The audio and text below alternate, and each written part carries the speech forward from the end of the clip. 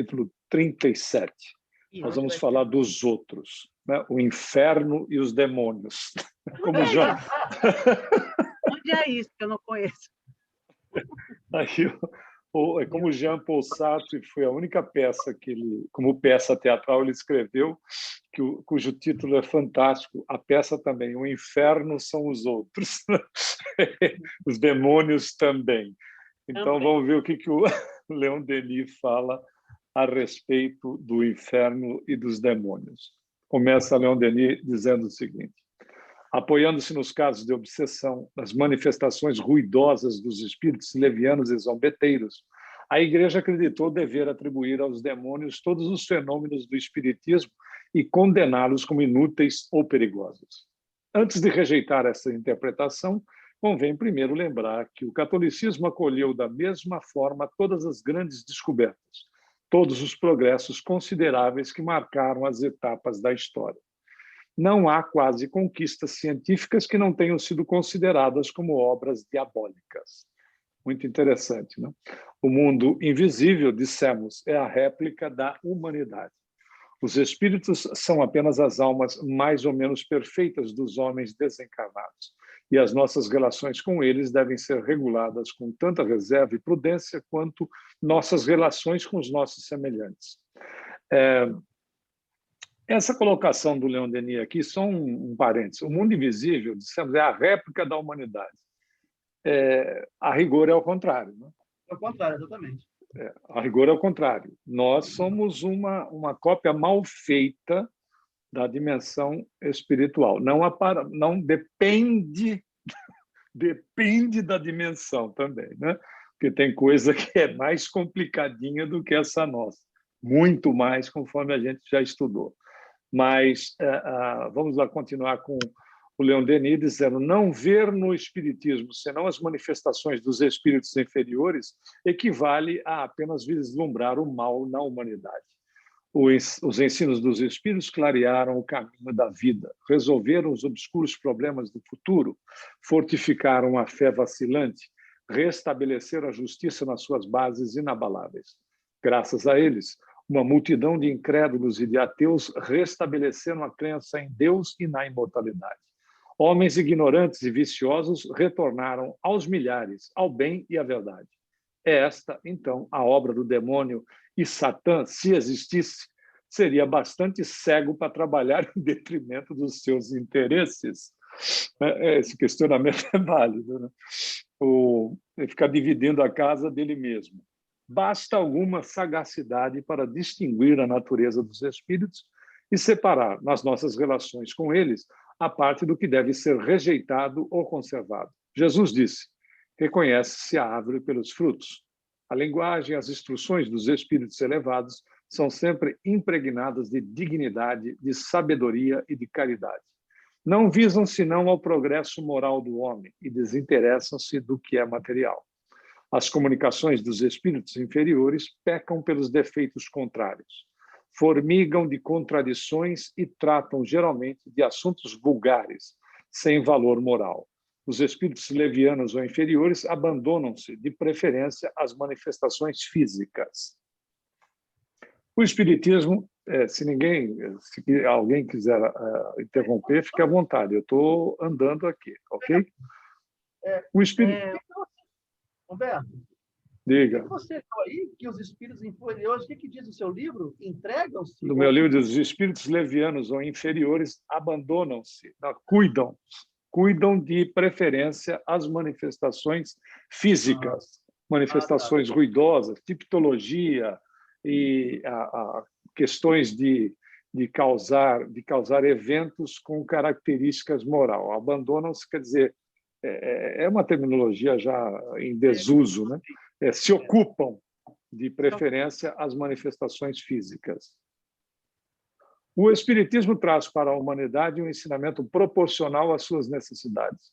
Vem restabelecer na sua pureza primitiva, explicar, completar a doutrina do Evangelho, arrancá-la do espírito de especulação, dos interesses de casta, devolver-lhe seu papel verdadeiro e sua influência sobre as almas. A religião cristã alterou-se com o passar das idades e hoje não exerce mais senão uma ação enfraquecida, insuficiente sobre os costumes e os caracteres. Ora, a tarefa devoluta ao cristianismo, o espiritismo acaba de retomá-la e a persegue. E é aos espíritos invisíveis que cabe a missão de restabelecer todas as coisas, de penetrar nos meios mais humildes como nos mais orgulhosos e em multidão inumerável, trabalhar na regeneração das sociedades humanas. A teoria dos demônios do inferno eterno não pode ser mais invocada por nenhum homem sensato. Satã é apenas um mito. Nenhuma criatura é votada eternamente ao mal. Você vê que já acabou, né? Já acabou. O capítulo, inclusive. Alguém tem observação a respeito? Mas, como diz o Ayrton, eu não sei se o Ayrton está aí, eu não vi o Ayrton, não. O Ayrton sempre fala, eu tenho saudade do demônio. Tô sim. Ah, ele aí. Eu lembro claro, sempre né? dessa É fala, muito eu tenho cômodo. saudade do demônio, que eu podia culpá-lo por tudo. E agora eu conheço o espiritismo, a responsabilidade é minha e unicamente minha. Não é, Ayrton? Mas ela é interessante, a colocação que você lembra do Ayrton, que eu me lembro dela também, que você faz agora. É interessante se nós notarmos a respeito de nós mesmos. Ora, inconscientemente, mesmo que seja inconsciente, a questão daquilo que a gente chama de maldade, né, que é desconhecimento do espírito, a ignorância do espírito sobre as próprias potencialidades e possibilidades dele, não acabam colidindo com algo que não é da nossa natureza, né? Qualquer atentar em relação contra nós mesmos ou o semelhante não é da nossa natureza. Estamos usando um exemplo apenas para ilustrar. Ora, aquilo que não faz parte de nós, e porque não o é, uma vez que nós somos fadados a amar, fadados a ser bons, fadados a ser felizes, pela própria condição da criação em nós, no que diz respeito à nossa herança genética, ao nosso DNA divino, tem que estar fora, tem que estar terceirizado, às vezes até quarteirizado. Se não é numa figura simbólica, pode ser para o marido, para a esposa, para o chefe, para o funcionário, para o trânsito, e assim qualquer outra coisa que a gente arrume como desculpa. É fora de nós. E é um processo que pode ser, que é, via de regra, inconsciente. Não pode estar em mim, né? Ou, quando a gente vai se conscientizando, percebe que são os aspectos a serem trabalhados em nós mesmos, né? Que são ainda detalhes desconhecidos do nosso próprio potencial. Então, tem que ser terceirizado. E aí a figura, conforme o Ayrton lembrou, né? A figura do demônio vinha bem a calhar, porque a carne era fraca, não é porque a carne é fraca, o espírito é que é fraco, né? E um elemento externo vinha para, evidentemente, nos atentar e fazer com que nós caíssemos em desgraça por conta de nós já termos a carne que era fraca. Essa é uma das análises sobre essa questão da terceirização, usando figuras demoníacas, diabólicas. É tão interessante porque o Lúcifer, cuja definição de Lúcifer é luz, ele era um anjo que ficou com dor de cotovelo de Deus, se rebelou e aí saiu querendo estragar a obra de Deus, inclusive fazendo um contraponto à divindade. Veja o quanto é hoje uma ideia infantil, apesar de ser respeitável para as pessoas que assimilem dessa maneira, porque ainda é grande o número de pessoas que assimilam dessa maneira, sem demérito da religião em que estejam e que considerem ainda a existência do demônio, a ação do demônio sobre as pessoas, né? Quanto figura simbólica é até interessante, né? Agora, se a gente acreditar no Lúcifer, né, o filho da luz, como uma verdade absoluta, é um Deus muito falho, né? Porque ele não previu que um filho dele, que ele criou perfeito, não ia ser perfeito. É uma coisa meio quase doida. E quando eu gosto dessa expressão que eu tenho saudades do demônio, né? Mas uma outra coisa que me chama muito a atenção, quando a gente vai discutir sobre a comunicabilidade com os espíritos, né? Boa parte das religiões aceitam a comunicabilidade desde que seja o demônio. Se o demônio se comunicou, não tem problema. Tá, mas ele falou coisas boas. Não, mas mesmo assim ele faz isso para te enganar. E aí a infantilidade da análise é interessante quando a gente começa a falar assim, tá, ok. Então, e Jesus então falou com o demônio porque ele se comunica com o Espírito. Várias passagens. Não, aquele é o Espírito Santo. Mas não, pera. Mas teve uma hora que ele subiu num monte e apareceu para ele Moisés, Elias e depois Deus. Me conta qual dos espíritos que é o demônio ali. E aí você fala assim, me fala qual que é. Aí você cria isso e fala assim, olha, não, você está muito confuso aí, você está fazendo muita pergunta, isso é um dogma. Não pode ser perguntado. Né? É verdade. Chega uma hora em que as coisas não fazem mais sentido, né? Não faz, né, para nós, né, que a gente faz gradativamente, nós somos melhores que ninguém, só mais responsáveis, né? Porque muito é pedido a quem muito foi dado, e ninguém vai pedir nada porque não tem tribunal de inquisição. Consciencialmente é que isso ocorre, mas realmente, ainda dependendo da necessidade do espírito, não o classifica em menor ou maior possibilidade, dependendo da necessidade do espírito, situações dessa natureza ainda atendem, porque precisam de base, precisam de embasamento. Eu vi alguns casos assim em assistência em casas espíritas, eu pude ver alguns casos onde o indivíduo saía de uma situação reencarnatória completamente ateu. E uma dessas religiões, ainda voltadas com esses aspectos que, por vezes, sem sombra de dúvida, são muito básicos, muito elementares, era o necessário para a pessoa começar a fazer o seu processo de religação com a divindade.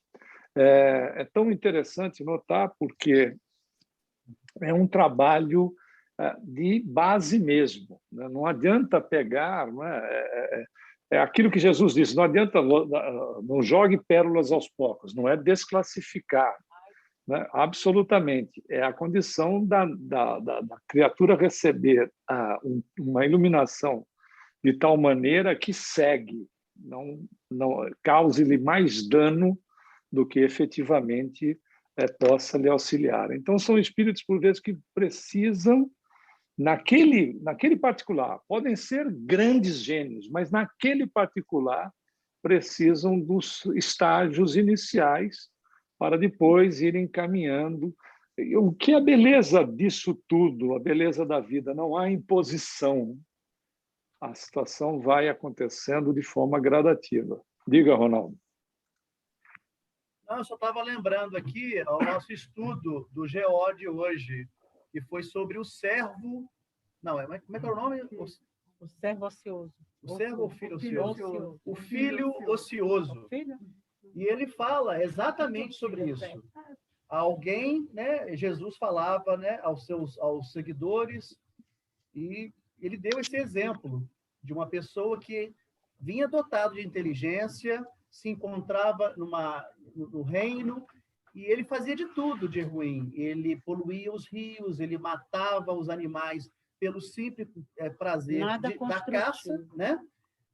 E com o estômago cheio, só pelo realmente o prazer. Aí um dia ele se apresenta, ele tenta ir, mas ele reconhece que existia um todo-poderoso, um criador daquela selva, daquela mata.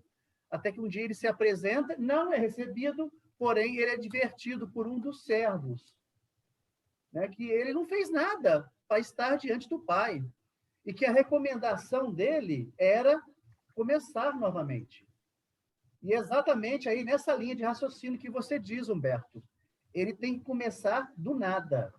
Ou seja, se ele não adquiriu nada, como é que ele pode ser dado grandes coisas, né? Então, ele tem que começar realmente lá do princípiozinho, daquilo que ele consegue digerir, né? Então, é exatamente isso que você falou, é muito interessante. Existem alguns aspectos, Ronaldo, que em trabalhos surgiram, onde, por exemplo, as pessoas, por isso que no Espiritismo é importantíssimo isso que está acontecendo, acontece conosco, né? Em matéria de estudo, de pesquisa, de reflexão, de meditação sobre aquilo que está sendo apresentado e tudo mais. Porque existem casos, e lamentavelmente isso no Espiritismo também acontece, de sectarismo, onde as pessoas se ligam a pessoas. E, por vezes, ocorrem grandes decepções, porque a pessoa que está na posição de destaque é um ser humano em desenvolvimento, em evolução. Então, imaginemos, trazendo o caso mais para trás, muitas pessoas, se não nós mesmos, né, em outras existências, podemos ter tido grandes choques, né, decepcionantes em relação a seguir pessoas. Imaginemos se o indivíduo que foi colocado numa fogueira, a decepção que ele tem, que ele transfere para a religião, quando na realidade não é a religião, e sim as criaturas que estavam gerenciando os interesses da época. Mas o cara coloca para a religião, porque de repente ele até seguia a gente e não estava voltado para o ponto central da sua doutrina, da sua religião, etc. A decepção no indivíduo desse, estou usando apenas como ilustração esse caso, né? A decepção do indivíduo desse em questão à sua espiritualização é tamanha que ele precisa ser embasado mesmo. É aquele trabalho de alicerce, é recolocar a coisa de novo, não no eixo, mas no caminho, o que não é tão simples, né? O que não é tão simples. Por isso que, às vezes, a pessoa pode ser um gênio, mas precisa, nesse particular, de embasamento para poder retomar a sua própria natureza, que é a espiritual, que é a da espiritualização, que é a ligação criatura-criador. Essa é a beleza de ver que não há imposição. O tempo se encarrega para que as coisas aconteçam dentro da normalidade. Gente, acho que a Marina queria falar, não é, Marina? Estava a mãozinha aí, Marina. Fala, mulher. Que ela tirou a mãozinha depois. Né? Quando você quiser falar, você joga um sapato. Que aí... Não me coloca vermelha aqui no meio de todo mundo. Não, mas fale. O que é que você queria falar? Não tenho nada, não. Acho que foi sem querer. Então, a gente vai para o 38. A ação do homem sobre os espíritos infelizes, que também não tem nada a ver com a gente. Caminho reto. Caminho reto é que é bom ali.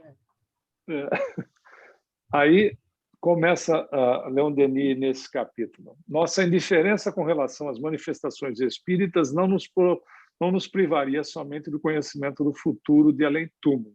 Ao mesmo tempo, nos tiraria a possibilidade de agir sobre os espíritos infelizes, de aliviar sua sorte, tornando-lhes mais fácil a reparação das faltas cometidas. Os espíritos atrasados, tendo mais afinidade com os homens do que com os espíritos puros, em razão da sua constituição fluídica ainda grosseira, são por isso mesmo mais acessíveis à nossa influência. Entretanto, em comunicação com eles, podemos cumprir uma generosa missão, instruí-los, moralizá-los e, ao mesmo tempo, melhorar, sanear o meio fluídico no qual todos vivemos. Os espíritos infelizes ouvem nosso apelo e nossas evocações. Nossos pensamentos simpáticos os envolvem como uma corrente elétrica, os atraem até nós, nos permitem conversar com eles por intermédio dos médiuns.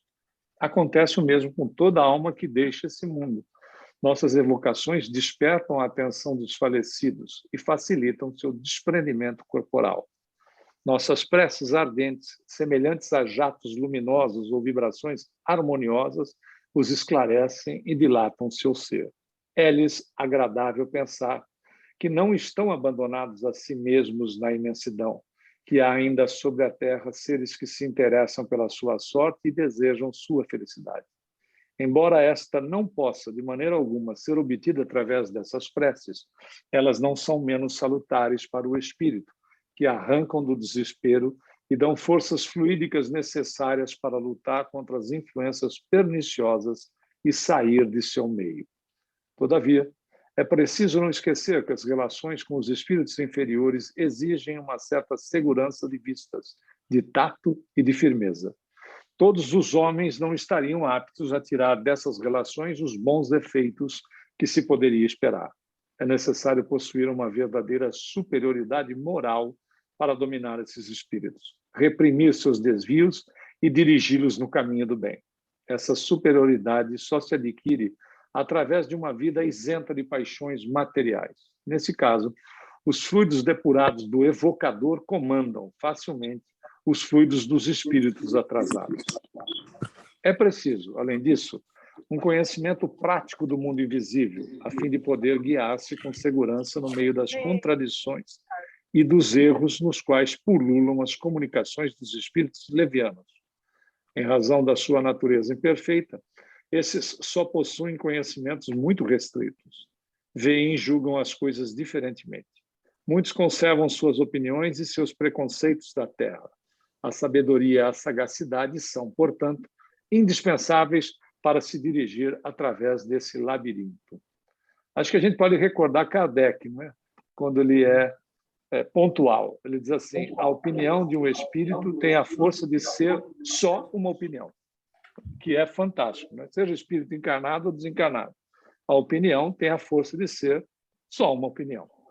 E, às vezes, as pessoas se deixam levar porque o espírito A, que se apresentou como, com um nome bacana, disse isso ou aquilo, quando, na realidade, às vezes, não é só um mistificador, como, às vezes, você tem uma situação bastante comprometedora nesses fatos, né? E mesmo que ele dê uma opinião que a gente possa até mesmo assimilar, ela é uma opinião, né? Não significa que seja a verdade absoluta, porque a verdade absoluta está com Deus, mas, enfim, ela é uma opinião.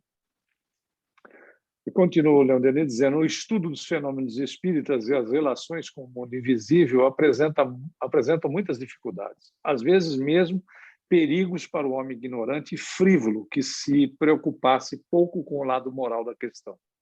Aquele que, negligenciando o estudo da ciência e da filosofia dos espíritos, penetra bruscamente no domínio do invisível e se abandona sem reserva às manifestações, encontra-se desde então em contato com milhares de seres, cujos atos e palavras não têm nenhum meio de controlar. Sua ignorância deixa-o desarmado à sua influência, pois sua vontade vacilante, indecisa, não poderia resistir às sugestões das quais se fez alvo. Fraco e apaixonado, sua imperfeição atrai espíritos semelhantes a ele, que o assediam e não terão nenhum escrúpulo de enganá-lo. Nada sabendo das leis do oculto, isolado no limiar de um mundo onde a alucinação e a realidade se confundem, terá tudo a temer: a mentira, a ironia, a obsessão. No princípio, a parte dos espíritos inferiores nas manifestações espíritas foi considerável e tinha sua razão de ser. No meio material como o nosso, somente as manifestações ruidosas, fenômenos de ordem física, podiam impressionar os homens, arrancá-los da sua indiferença por tudo o que não diga respeito aos seus interesses imediatos. É isso que justifica o papel das mesas girantes, das batidas, das casas mal assombradas, etc. Esses fenômenos vulgares, produzidos por espíritos ainda submetidos à influência da matéria, eram apropriados às exigências da causa e do estado mental daqueles de quem se queira chamar a atenção. Não se poderia atribuí-los aos espíritos superiores, que só se manifestaram ulteriormente e através de processos menos grosseiros, sobretudo com a ajuda dos médiuns escreventes, auditivos de incorporação, etc. Depois dos fatos materiais que se dirigiam aos sentidos, os espíritos falaram à inteligência, ao sentimento e à razão. Esse aperfeiçoamento gradual dos meios de comunicação mostra a extensão dos recursos dos quais dispõem as potências invisíveis e que combinações variadas e profundas sabem colocar em jogo para estimular o homem no caminho do progresso e no conhecimento dos seus destinos. Terminou mais um. Algum comentário? O espiritismo cresceu muito depois que saiu da era fenomênica, né? Que as pessoas iam para ver fenômenos.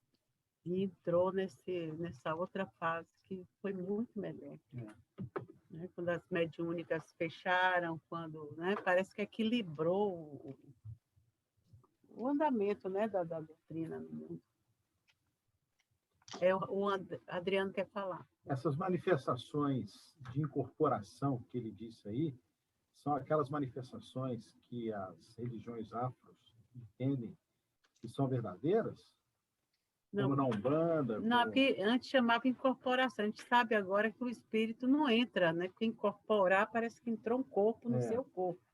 E não pode dois corpos mas são manifestações dessa natureza que eles lá acreditam?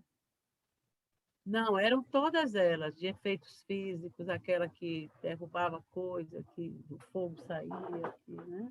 As manifestações sempre existiram, né? Mas, por exemplo, com as irmãs Fox, lá em Hydesville, né? Quando aquele caixeiro viajante lá, que tinha sido assassinado na casa, se comunica com uma das irmãs, por quê? Porque ela tinha mediunidade. Ele não era propriamente um espírito superior, mas era um espírito em sofrimento que tinha necessidade de se comunicar. Não é isso, Humberto? Então, eu vejo... Das irmãs Fox é um processo de ectoplasmia, né? Ele se usava do ectoplasma delas, né, para produzir a tipologia. A questão da incorporação, você tem nos domínios da mediunidade de André Luiz um processo onde é classificado a terminologia, a incorporação, a Marisa já falou. Não, o espírito não entra no corpo do outro, mas nessa questão dos domínios da mediunidade, a médium se desdobra do corpo e permite que a ligação do perispírito do desencarnado atue no perispírito, através do perispírito dela, no corpo. Por isso existem manifestações, até o próprio Divaldo já apresentou várias, com características da pessoa, do desencarnante. Então, não é pura e simplesmente um processo de comunicação mais conhecido como da psicofonia. Ele é acima da psicofonia. O desencarnado, isso claro, com a participação do médium. O médium se desloca do corpo, o desencarnado em contato com o perispírito do encarnado, então, perispírito do desencarnado, em contato com o perispírito do encarnado, vai se utilizar do corpo por esse comando através dos centros de força do encarnado, porque ele não pode tirar o encarnado e entrar no lugar, porque o cara desencarna. Né? Ele vai se a imagem dele. Ele vai se utilizar e usa o corpo do encarnado sob a supervisão do encarnado como se fosse uma ferramenta. Por que sob a supervisão? Porque se não tem supervisão, o cara poderia sair fazendo o que bem entende. Então, essa é a relação cuja terminologia ficou como incorporação. E depois, com o tempo, acharam que essa terminologia não fazia muito sentido, né? Mas ela não é uma psicofonia, está acima da psicofonia. Por isso que você vê, às vezes, o Divaldo, quando tem manifestação do Dr. Bezerra, às vezes ele se apresenta com as características do Dr. Bezerra, né? Que impressiona, porque às vezes já teve caso onde as pessoas assistindo palestra dele, houve até certo grau de alteração facial. Não que ele virou Dr. Bezerra, mas houve certo grau de alteração. Lá em Salvador, no prédio da CAPEM, ele mais jovem, né? Ele foi fazer, ficou famoso essa aparição dele, porque se repetia todos os anos. Era a transfiguração, era tamanha que a barba, todo mundo que estava no auditório via, né? Porque era assim, ao vivo, como ele faz aqui. A barba branca de Bezerra, o traje antigo. E quando a Tânia me falou, quando acabava o processo, ele estava assim, tinha poça, às vezes, de água. Ele suor, a roupa por baixo ficava toda molhada, ele tinha que se trocar. Então, era bastante energia desgastante ali, né, naquele processo. Aí foi diminuindo. Você vê que ainda há, você olha para o rosto dele na hora que ele está com o doutor Bezerra, muda completamente, mas era muito bom de ver, assim, de ver o fenômeno, né? Mas desgasta muito o médio, aí vai diminuindo porque ele tem que psicografar, tem que fazer assim. E o Divaldo já tem uma certa idade. Não, né? mas era na época que ele estava mais jovem, né? Que isso acontecia assim tão forte. Humberto, acho que é um bom livro para o Adriano, a respeito desses processos, é o Condomínio Espiritual, que é um livro que a gente estudou muito no KSSF, inclusive, durante um período, Condomínio Espiritual do Hermínio Corrêa de Miranda, que ele mostra os casos de possessão e existe um caso lá de incorporação, onde o espírito, para defender a pessoa dos obsessores que queriam agredi-lo, passa a senhorear ela numa situação de proteção dos obsessores que queriam atuar sobre ela.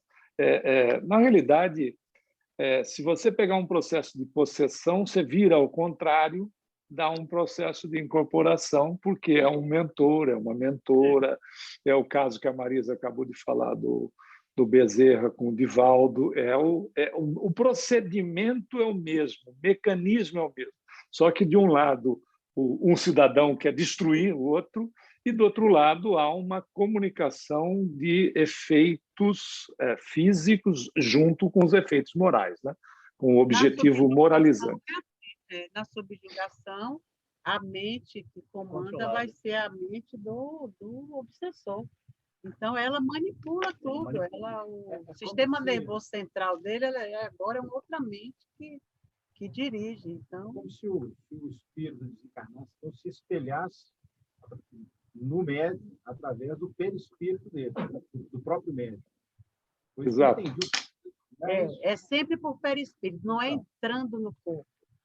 Não tem como. Agora tem como dominar a mente naquela hora para poder fazer isso ou aquilo. Agora, se for um espírito doente, ele vai. Acho que é um exemplo bem rudimentar. O indivíduo que comete um crime, por vezes não quer dizer que ele não tenha responsabilidade, porque a responsabilidade existe.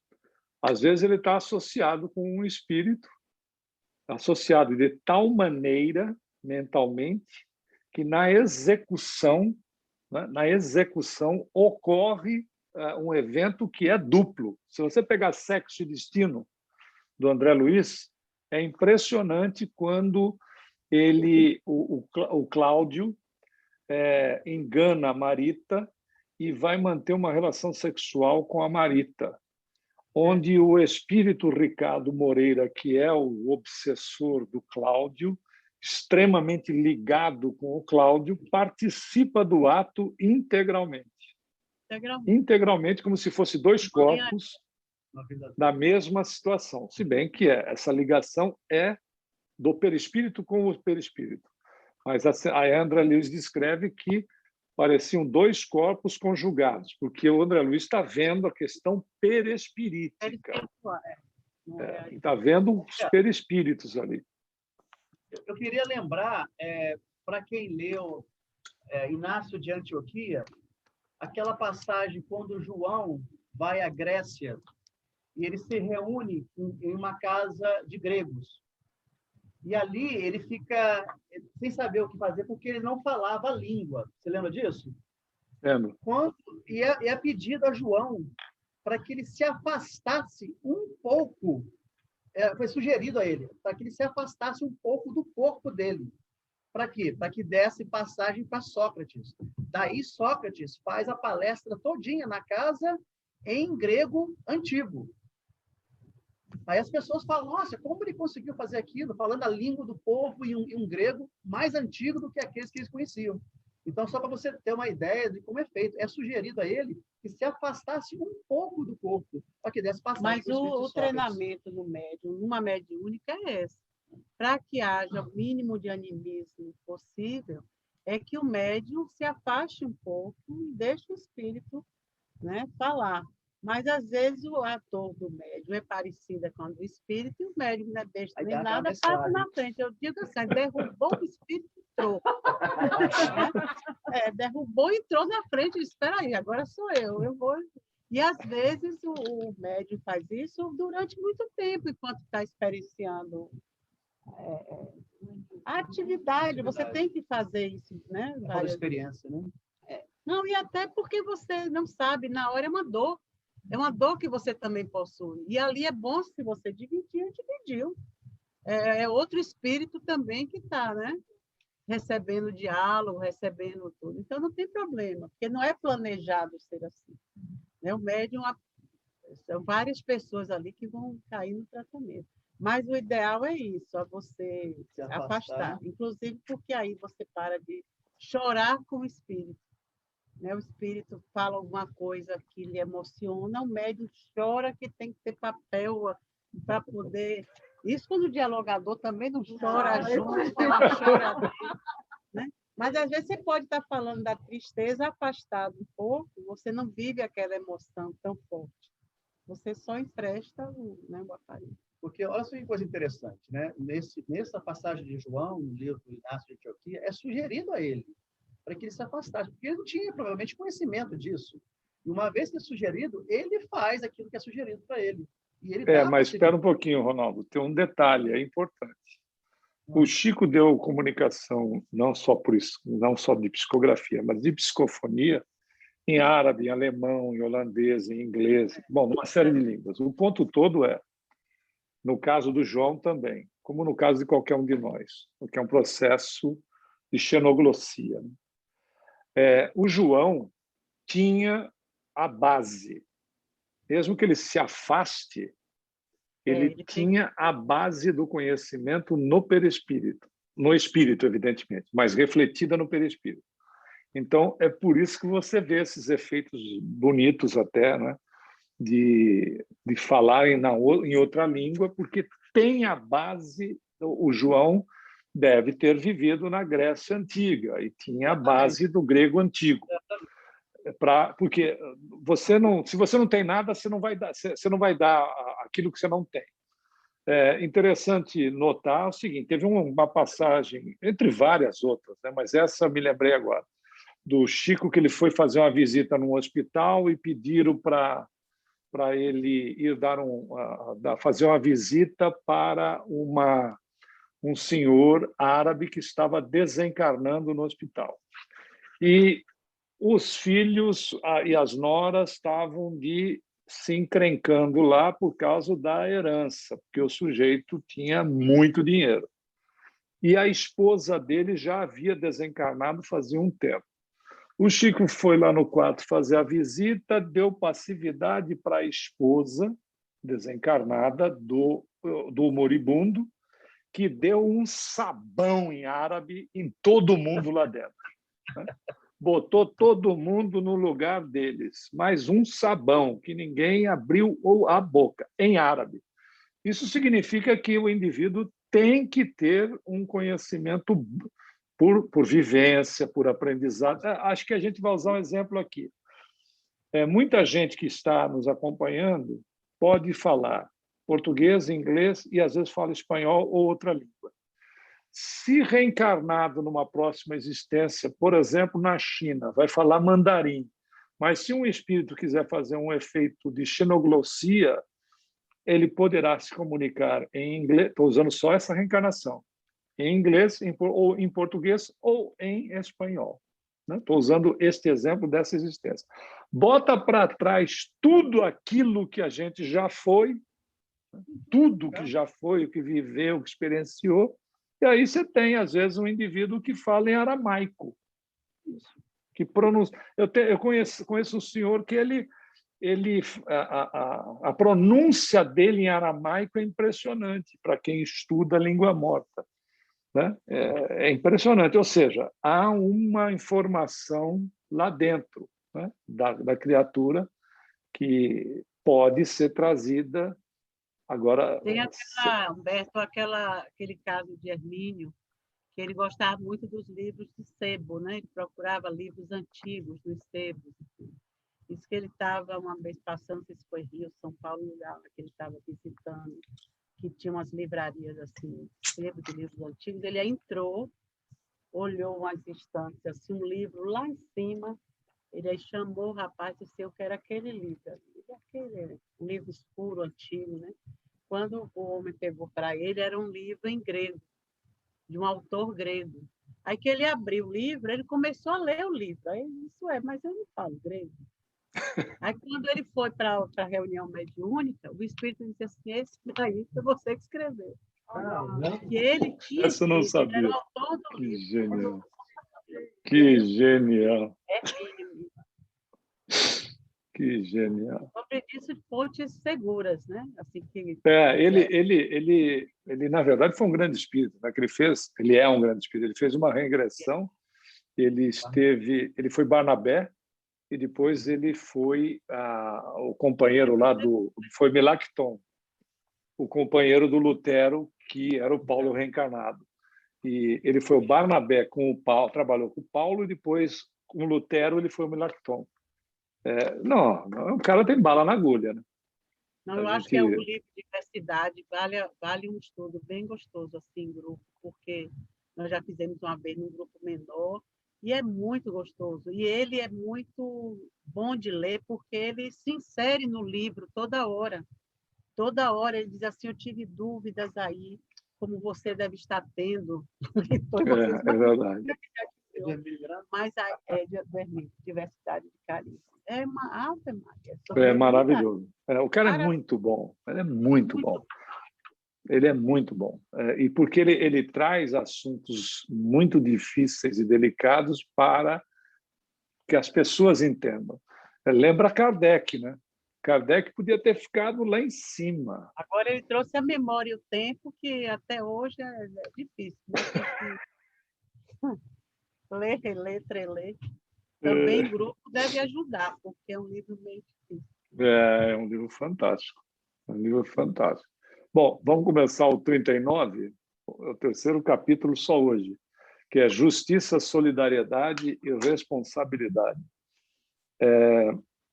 Então, o Leon Denis inicia da seguinte maneira: tudo se encadeia e se liga no universo, tanto no moral como no físico, dizem-nos os espíritos. Na ordem dos fatos, do mais simples ao mais complexo, tudo é regulado por uma lei. Cada efeito se refere a uma causa, e cada causa engendra um efeito idêntico a ela própria. Daí, no domínio moral, o princípio de justiça, a sanção do bem e do mal, a lei distributiva que dá a cada um segundo suas obras. Como as nuvens formadas pela vaporização solar recaem fatalmente como chuva sobre o solo, assim também as consequências dos atos efetuados recaem sobre os seus autores.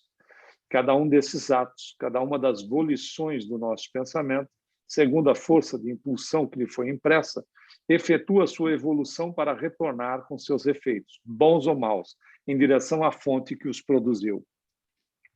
Assim, as penas e recompensas se repartem sobre os indivíduos pelo jogo natural das coisas. O mal como o bem, tudo volta a seu ponto de partida. Há faltas que produzem seus efeitos no próprio curso da existência terrena. Há outras mais graves, cujas consequências se fazem sentir somente na vida espiritual e, às vezes, mesmo nas encarnações ulteriores. A pena de Talião nada tem de absoluta. Não é menos verdade que as paixões e as más ações do homem trazem resultados sempre idênticos, aos quais não se poderia subtrair. O orgulhoso prepara para si um futuro de humilhação. O egoísta cria em torno de si o vazio e a indiferença, e duras privações aguardam os sensuais. Aí está a punição inevitável, o remédio eficaz que curará o mal na sua causa, sem que nenhum ser tenha que se constituir em carrasco de seus semelhantes. O arrependimento, um ardente apelo à misericórdia divina, colocando-nos em comunicação com as potências superiores, podem nos dar a força necessária para percorrer a via dolorosa, o caminho de provas que nosso passado nos traça. Mas, fora da expiação, nada poderia apagar nossas faltas. Só o sofrimento, esse grande educador, pode nos reabilitar. Acho a lei de justiça não é senão o funcionamento da ordem moral universal, e as penas, os castigos representam a reação da natureza ultrajada e violentada nos seus princípios eternos.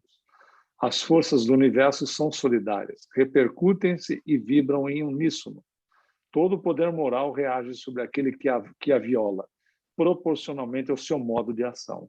Deus não fere a ninguém, deixa ao tempo o cuidado de fazer gotejar os efeitos de sua causa. O homem é, portanto, seu próprio justiceiro, pois segundo o uso e abuso que faz da sua liberdade, torna-se feliz ou infeliz.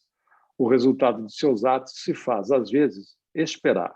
Vemos nesse mundo culpados amordaçarem sua consciência, rirem-se das leis, viverem e morrerem honrados. Por outro lado, homens honestos perseguidos pela adversidade e a calúnia.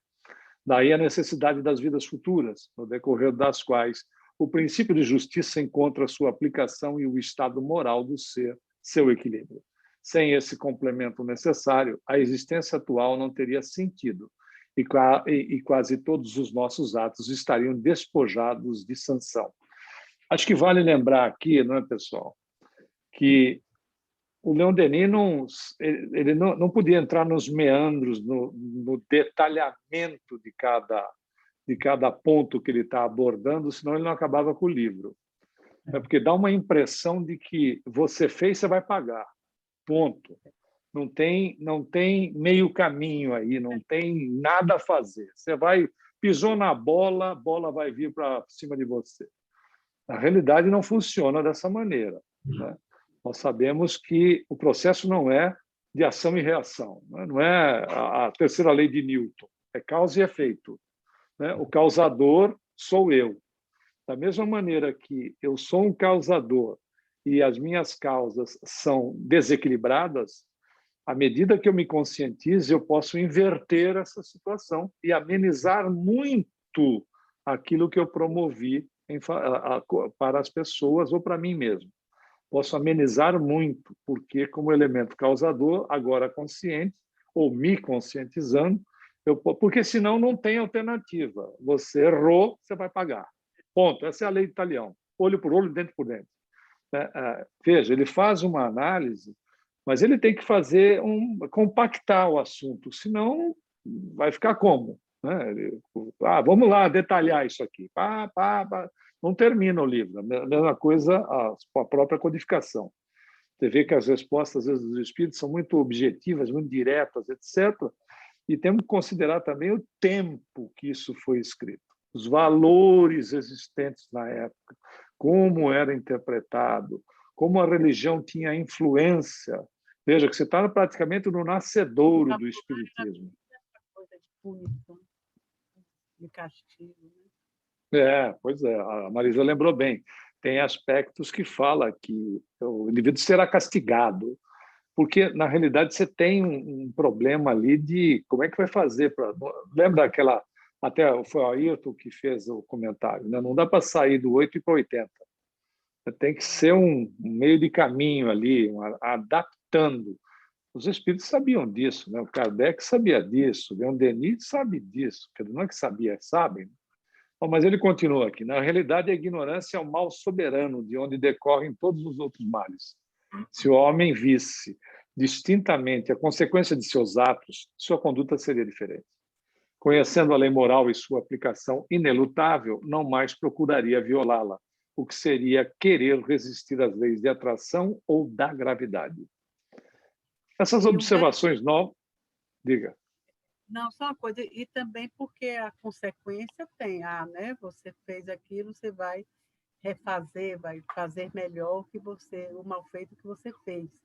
Mas a lei é de amor e justiça, não é uma lei, né, que lhe impõe um castigo.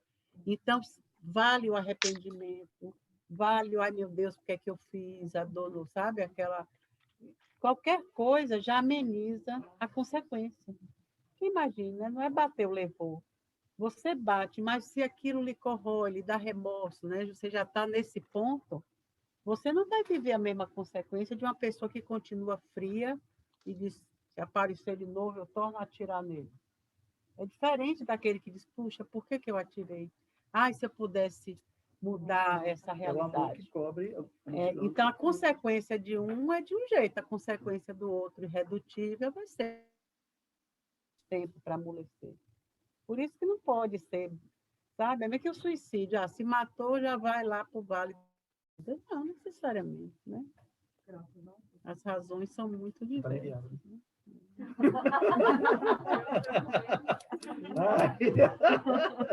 Não, cada um sabe quando foi, como é que era. Foi para onde? Foi para o vale ou subiu a montanhazinha verde? Né? Vamos em frente. Essas observações novas vêm a os membros da grande família das almas. Encarnados ou desencarnados, todas as almas são irmãs, criadas por seu Pai comum, que é Deus, perseguem destinos análogos. Todos os espíritos se devem um mútuo socorro. Alternadamente, e protetores entreajudam-se na sua marcha e, através Roberto, falhando. fazem eclodir em si esses sentimentos de fraternidade e de amor, que são uma das condições da vida superior, uma das formas da vida feliz. Você falou, Ronaldo? Não, tinha falhado. Eu não sei se é a sua internet ou se é daqui. Mas já está normal já. Os laços que nos prendem a nossos irmãos do espaço nos unem mais estreitamente ainda aos habitantes da Terra.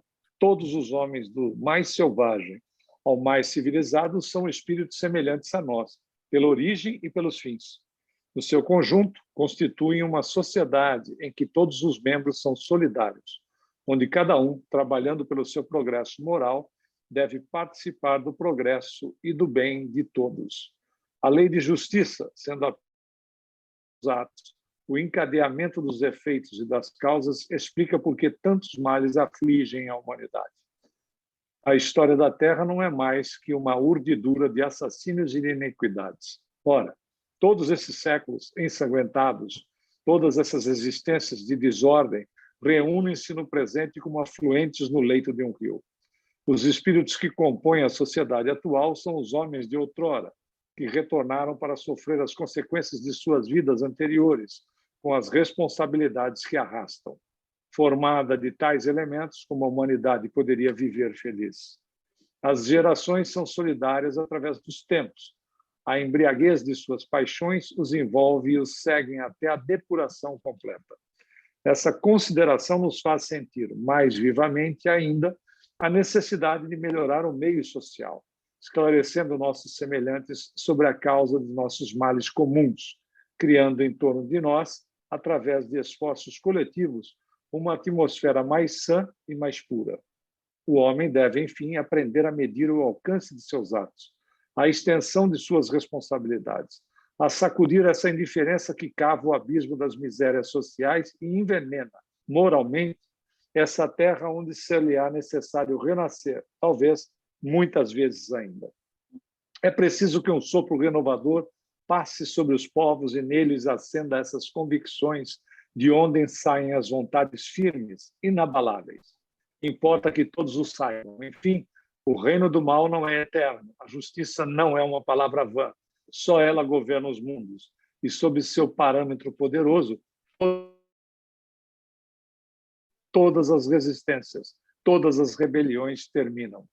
Da ideia superior de justiça decorrem, portanto, a igualdade, a solidariedade e a responsabilidade dos seres. Esses princípios unem-se e fundem-se em tudo, numa lei única que domina e rege o universo. O progresso na liberdade.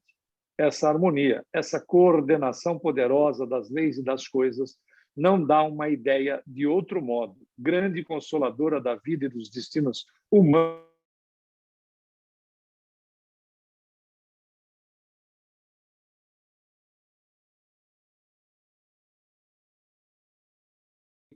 Nenhuma falta sem castigo, nenhum sofrimento. O ser se sente ligado a tudo o que vive. Trabalhando por ele e por todos, desenvolve livremente suas forças, vê aumentar suas luzes, crescer suas felicidades. Que se compare essas visões às frias teorias materialistas, a esse universo medonho